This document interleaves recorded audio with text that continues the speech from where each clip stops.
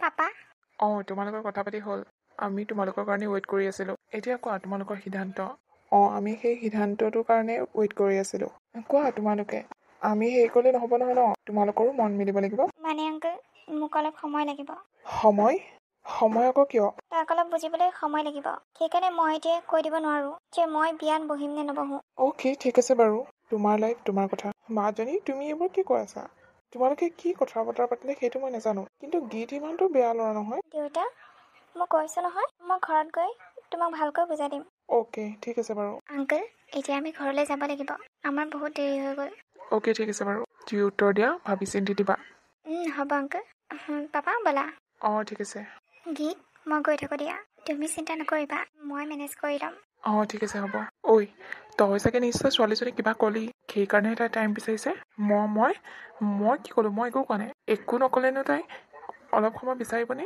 সঁচাকৈ একো কোৱা নাই কি ক'ম কনো চাবি কিন্তু সেইজনী ছোৱালী আমাৰ ঘৰ বোৱাৰী হ'ব লাগিব নহ'লে তোক মই সদায় নেৰোঁ দেউতা তুমি এইবোৰ কি কৈছা তাই যদি মোৰ লগত বিয়া নহয় তেনেহ'লে মই জোৰ জবৰদস্তি কৰি কিবা লাভ আছে জানো তোৰ কথা মই সকলো জানো তই কিবা এটা কৈছ কি যে হ'ব নহয় তুমি অকল মোকে ধৰি থাকা মই বেয়া হ'লো বুলি ইমান বেয়া নহয়তো তাইৰ উত্তৰটো মই শুনি লওঁ তাৰপিছত তোক দিম মই কি ক'লে তাই অলপ সময় বিচাৰিছে তাই ডাইৰেক্ট কৈ দিব নোৱাৰিলে নেকি বিয়া নহওঁ বুলি ডাইৰেক্টনো কেনেকৈ ক'ব সন্ধিয়ালৈ চাগে ফোন কৰি কৈ দিব যে বিয়া নহওঁ বুলি তাকেই ভগৱানৰ ওপৰত এইটোৱে আশা আছে তাই যাতে সেইটো কথাকে কয় ক'ব তাই নিশ্চয় ক'ব তুমি ইমান চিন্তা কৰি নাথাকিবা চাবা সকলো ঠিক হৈ যাব আমাৰ দুয়োজনৰ কোনেও আঁতৰাব নোৱাৰে তাকেও তোমাক ছোৱালী চোৱাৰ খবৰটো শুনি মোৰ বুকুখন বৰকৈ বিষাই উঠিছিল কি কৰিম কি নকৰিম একো ভাবি পোৱা নাছিলোঁ তথাপি কিবা এটা উপায় ওলাইছে হ'ব দিয়া চব ঠিক হৈ যাব কি হ'ল তোমাৰ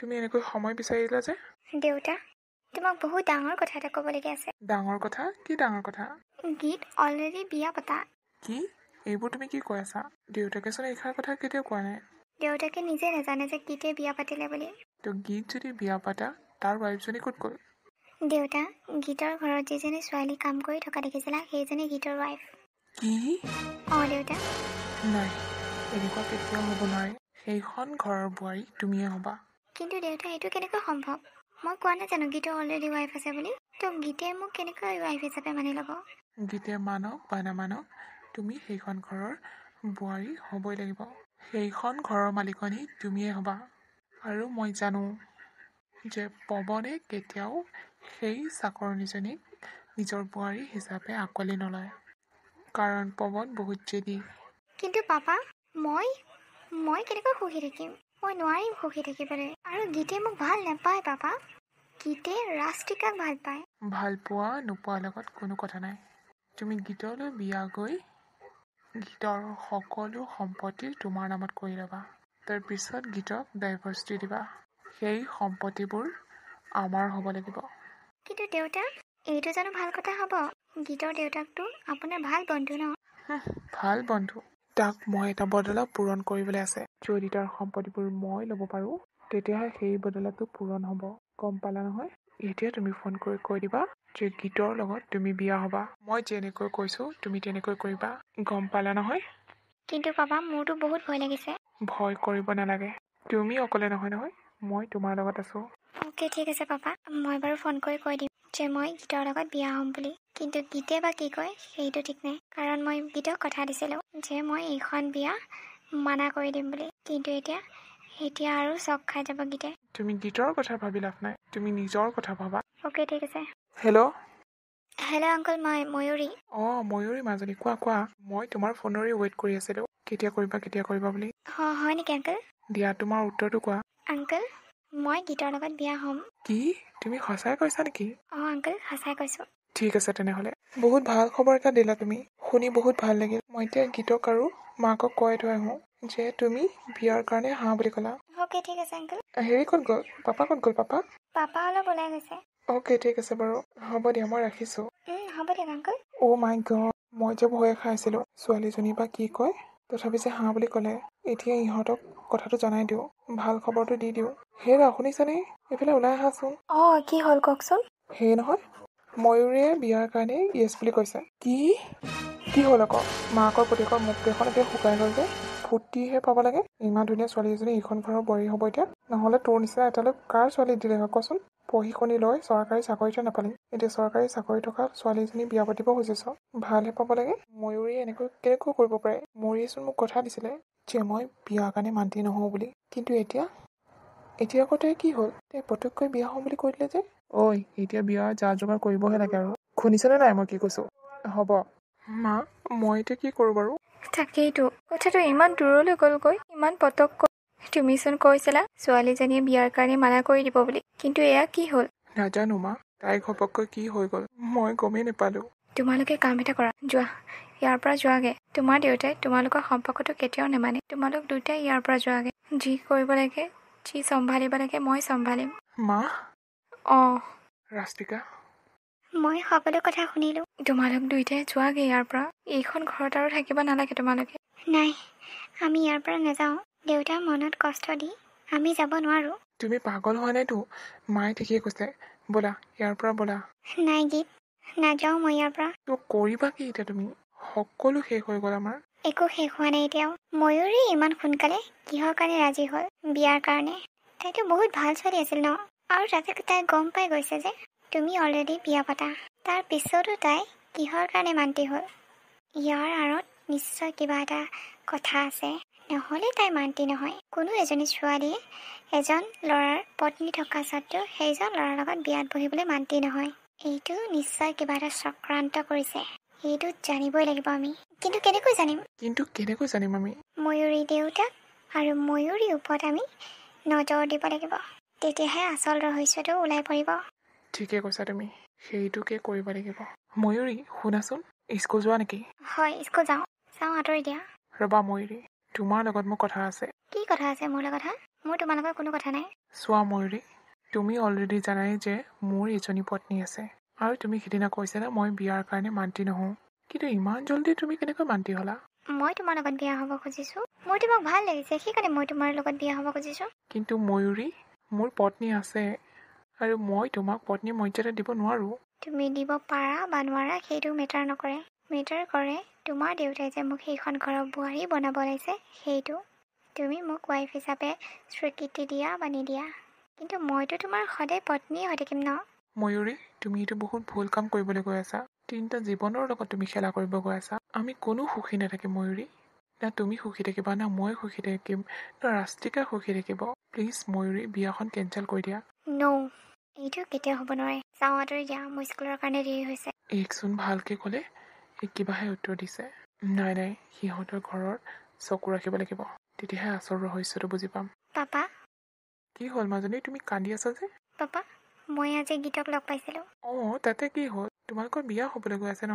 লগ পোৱাটো স্বাভাৱিক নহয় পাপা সি মোক বহুত কুৱেশ্যন কৰি আছিল যে মই বিয়াৰ কাৰণে কিয় মান্তি হ'লোঁ মই একো ভালকৈ ক'ব নোৱাৰিলোঁ পাপা মোৰ বহুত ভয় লাগিছিল কেনেবাকৈ যদি গীতে গম পাই যায় যে আমি তাৰ সম্পত্তিবোৰৰ ওপৰত চকু দিছোঁ তেতিয়া কি হ'ব পাপা তুমি ভয় খাইছা কেলে মই কোৱা নাই জানো মই তোমাৰ লগত আছো ভয় খাবলগীয়া একো কাৰণ নাই আৰু যদি সি বেছিকৈ দিগদাৰ কৰে তেনেহ'লে তাৰ দেউতাকক লগাই দিব লাগিব যে মোৰ ছোৱালীজনীক ভয় খুৱাবলৈ আহিছে বিয়া নহ'বলৈ কাৰণে বাছ যি কৰিব লাগে তাৰ দেউতাকে কৰিব তাক গম পালা নহয় আৰু এদিন যদি তোমাক সি এনেকৈ দম দিবলৈ আহে বা কথা কৈ দিবলৈ আহে তেনেহ'লে কৈ দিবা মই ফোন কৰি জনাই দিম অ'কে ঠিক আছে পাপা তুমিচোন আজি ময়ূৰী ঘৰলৈ গৈছিলা কিবা গম পালানে বহুত ডাঙৰ কথা এটা গম পাই আহিলোঁ ডাঙৰ কথা কি ডাঙৰ কথা ময়ূৰীক তাইৰ দেউতাকে প্ৰেছাৰ দি আছে বিয়া হ'বলৈ কাৰণে কিন্তু কিয় কাৰণ আমাৰ ঘৰৰ সম্পত্তিবোৰ ওপৰত ময়ূৰীৰ দেউতাকৰ চকু আছে এই সকলোবোৰ সম্পত্তি হাত কৰি লোৱাৰ চেষ্টা চলাইছে ময়ূৰীৰ দেউতাকে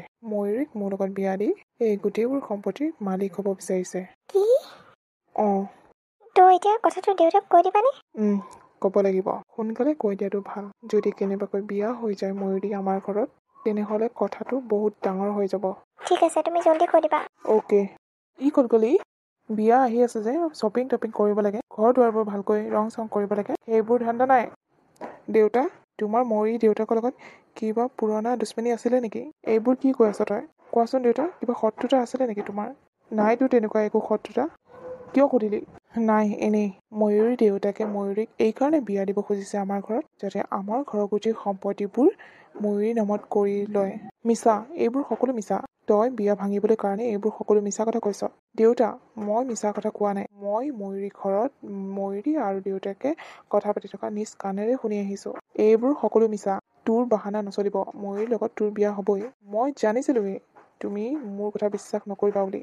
সেইকাৰণে মই ভিডিঅ' কৰি আনিছোঁ। কথা পাতি থকা ভিডিঅ'। দেচোন চাওঁ। এইটো লোৱা। ইয়াত সকলো আছে। চাই লোৱা, তাৰপিছত ক'বা যে কোন সঁচা কৈছে কোন মিছা কৈছে। কি? গৌতমে এনেকৈ কেনেকৈ কৰিব পাৰিলে? নাই, মোৰতো তাৰ লগত পুৰণা দুশ্মনী কৰাৰ কথা একোৱেই মনত নাই। এবাৰ কিবা এটা কথাত কাজিয়া কৰিছিলোঁ, কিন্তু সেইটোতো নৰ্মেল আছিল। ইমান ডাঙৰ কাণ্ড এটা কেনেকৈ কৰিব পাৰিব? নাই, এইখন বিয়া কেতিয়াও হ'ব নোৱাৰে। মই কেঞ্চেল কৰি দিম এইখন বিয়া। দেউতা, কি হ'ল তোমাৰ? হেই শুনিছেনে? উঠকচোন। কি হৈছে আপোনাৰ? বাবা, জল্দি এম্বুলেঞ্চৰ ফোন কৰা। হস্পিটেল নিব লাগিব দিয়া। অ'কে, ঠিক আছে মা, ব'লা। দেউতা, তুমি অলপ ভাল পাইছানে? পাইছোঁ দেউ। কি হৈছিল ন মোৰ? দেউতা, আপোনাৰ ল' প্ৰেছাৰ। মোৰ ঘূৰাই পৰি গৈছিল আপুনি। আপোনাৰ তেজৰ প্ৰয়োজন হৈছিল। ক'ৰ পৰা দিলি তেজ? কোনে দিলে তেজ? তই দিলি নেকি অ'? নে মায়েৰে দিলে? নাই দেউতা, ময়ো দিয়া নাই আৰু মাও দিয়া নাই। তেনেহ'লে কোনে দিলে? মা আৰু মোৰ তেজ তোমাৰ লগত মেচ নকৰে। তোমাক ৰাষ্ট্ৰিকাই তেজ দিলে। ৰাষ্ট্ৰিকা মানে আমাৰ ঘৰত কাম কৰা ছোৱালীজনী নেকি? হয় দেউতা, সেইজনীয়ে। তাই আপোনাৰ জীৱন বচালে। এতিয়া তাই ক'ত? তাই অলপ দুৰ্বল হৈ আছে, সেইকাৰণে ঘৰতে থৈ আহিছোঁ। তাইকো বেজি চেজি দিছে বাৰু। মই কিবা কিবি কেইটামান খাই থাকিবলৈ দিছোঁ। বৰ ভাল কাম কৰিছ দেই। ব'ল আমি যাওঁগৈ ব'ল। হস্পিটেলত ইমান সময় থাকিব নোৱাৰি। ঠিক আছে দেউতা, লৈ যাম বাৰু। ডক্তৰৰ লগত কথা পাতি চাওঁ। অঁ ঠিক আছে। তুমি অলপ ভাল পাইছানে? পাইছোঁ ছাৰ। মোৰনো কি হৈছে? একো হোৱা নাই। নহয়, তুমি মানে মোক তেজ দিলা যে? একো নহয়। মোৰ তেজ আপোনাৰ লগত মেচ কৰিছে ন, আৰু আপোনাৰ জীৱন বচাবলৈ কাৰণে মই তেজ কিনি দিছোঁ। বহুত ধন্যবাদ দেই। তোমাক ইমান পইচা লাগে ক'বা, মই দিম তোমাক পইচা। নাই ছাৰ, নালাগে মোক পইচা। আপোনালোকে মোক ইয়াত থাকিবলৈ দিছে, সেইটোৱে বহুত মোৰ কাৰণে। দিয়া, তুমি অলপ ৰেষ্ট কৰা, আৰু কিবা খাবলৈ মন গ'লে ক'বা, মই আনি দিম বাৰু। হ'ব ছাৰ। কি হ'ল অ'? তোৰ বোলে গাটো বেয়া, হস্পিটেল লৈ গৈছিলে বোলে? অঁ গৌতম, তই আহিলি, ভালে কৰিলি। তোৰ লগত মোৰ বহুত ডাঙৰ কথা এটা আছে। ডাঙৰ কথা? কি কথা? মই তোৰ ছোৱালীজনীক মোৰ ল'ৰাটোলৈ বিয়া কৰাব নোৱাৰিম যে। কি?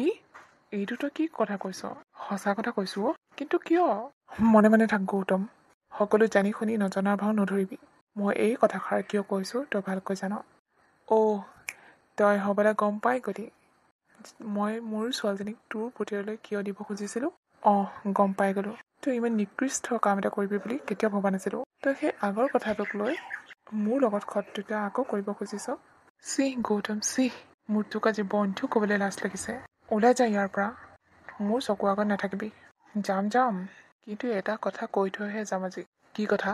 তোৰ পুতেৰে যে বিয়া পাতিছে আগতে, সেইটো কথা তই জাননে নাজান? তই মিছা নামাতিবি। মোৰ ল'ৰাই তেনেকুৱা কাণ্ড কৰিব নোৱাৰে। আৰে, যদি তই মিছা বুলি ভাবিছ, তেনেহ'লে তোৰ ল'ৰাক মাত আৰু সোধ যে কথাটো সঁচা নে মিছা। গীত, দেউতা কি হ'ল? ই কৈ আছে তই বোলে বিয়া পাতিছ, কথাটো সঁচা নে মিছা? মানে দেউতা, কৈ নিদিয়ক কেলে কথাটো মিছা বুলি। মানে দেউতা, কথাটো সঁচা। কি? তই যদি বিয়াই পাতিছ, তেনেহ'লে তোৰ ঘৈণী ক'ত? তোৰ পুতেৰে কি ক'ব? বেচেৰা। মই কৈছোঁ শুন, যিজনী ছোৱালী তহঁতৰ ঘৰত কাম কৰি থাকে, সেইজনীয়ে তাৰ পত্নী। অঁ দেউতা, ৰাষ্ট্ৰিকা মোৰ পত্নী। মই ৰাষ্ট্ৰিকাক বিয়া পাতিছোঁ। তাইক মই মন্দিৰতে বিয়া পাতি লৈ আহিলোঁ, কিন্তু তুমি একচেপ্ট নকৰিবা বুলি তাই এইখন ঘৰত কাম কৰা ছোৱালী হৈ আছে। মই তোমাক কথাষাৰ ক'বলৈ সাহসে গোটাব পৰা নাই। কেনেকৈ কওঁ, কি কৰোঁ, একো ভাবি পোৱা নাই। প্লিজ দেউতা, মোক ক্ষমা কৰি দিয়া। তোমাক নুসুধাকৈ মই বিয়া পাতিছিলোঁ। কিন্তু দেউতা, ৰাষ্ট্ৰিকা বহুত ভাল ছোৱালী। এতিয়া কি কৰিবি?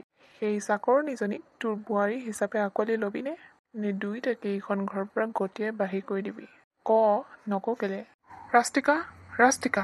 অঁ ছাৰ, কওকচোন। মনে থাকা। লাজ লগা নাই মোক ছাৰ বুলি ক'বলৈ? ইমান ডাঙৰ কথা এটা তোমালোকে মোৰ পৰা লুকুৱালা।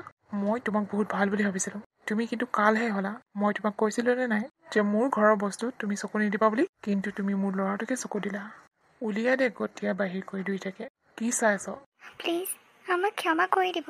মই গম পাইছোঁ আমাৰ ভুল হৈছে, কিন্তু আমাৰ তেনেকুৱা ইণ্টেনশ্যন নাছিল আপোনাক হাৰ্ট কৰা। কম বুলি ভাবিও ক'ব নোৱাৰিলোঁ আমি। সেইকাৰণে মানে তুমি নিজৰ স্বামীক বেলেগ ছোৱালীৰ লগত গোটাই দিব খুজিছিলা? তোমাৰ অলপো বেয়া লগা নাছিল নে? নিজৰ হাজবেণ্ডক বেলেগৰ লগত গোটাই দিবলৈ কাৰণে? মই কি কৰিম একো ভাবি পোৱা নাছিলোঁ, সেইকাৰণে আপোনাৰ কথামতে চলি গৈছিলোঁ। যদি তাৰ লগত কেনেবাকৈ বিয়া হোৱা হয় তেতিয়া তুমি কি কৰিলা হয়? গোটেই জীৱন এইখন ঘৰৰ চাকৰ হৈ থাকিলা হয় নেকি? এইবোৰ কি কৈ আছ তই? উলিয়াই নিদিয় কেলে সিহঁতক? মনে মনে থাক। তোৰ কথা মই একো নুশুনো। তহঁত ওলাই যায় এইখন ঘৰৰ পৰা।